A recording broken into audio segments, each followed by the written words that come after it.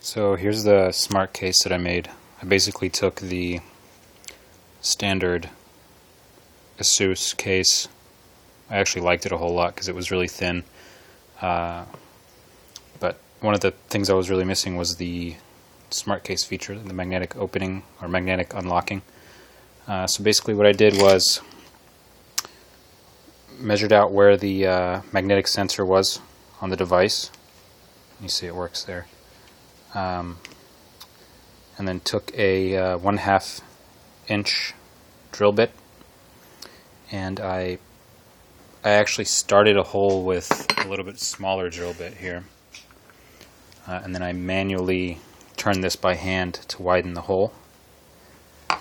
Then what I did is I took a piece of sandpaper. I used a 50 grit, and I rolled it up roughly the size of the hole here, and I put it into the hole, and I just sort of went, back and forth with it, smoothing out the hole and making it a little bit wider. And I did that very slowly. I would do it and then check the size of the hole compared to the size of the magnet, because I didn't want it to be too big and then have to fill it in with something. So it turned out pretty well. It's not glued in right now, but it really doesn't need to be. You can see I can push on it and it doesn't fall out. So then what I did was, after I sanded it, I took an X-Acto knife, cleaned up the edges of the hole a little bit, and then you can see it works really well. What I did also, I took some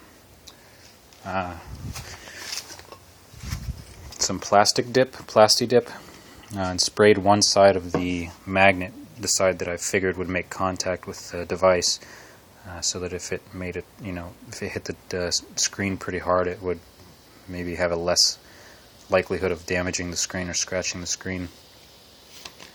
This is from a previous attempt here at trying to slip the magnet from underneath the rubber. That doesn't work, so don't try it. But you can see this is just a standard magnet I found at the local hobby store, and you can see it pushes right in. And it lays pretty flush. I was actually surprised because the magnet is almost the exact same width. Well, it is the exact same width as the case, so it doesn't stick out any on either side. But it works. Yeah, it works well. One thing to note, which is sort of a disadvantage, I don't know how they avoid doing this with an iPad smart case, but depending on how you use your tablet,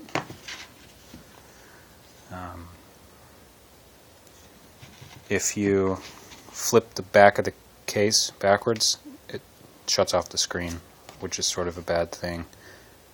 So I guess you're going to have to hold your tablet with the flap like this.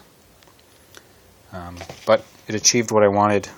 That's sort of some kind of collateral damage there, but it works, and it looks clean, and it's using a case that I really like. So if you have any questions, don't hesitate to ask.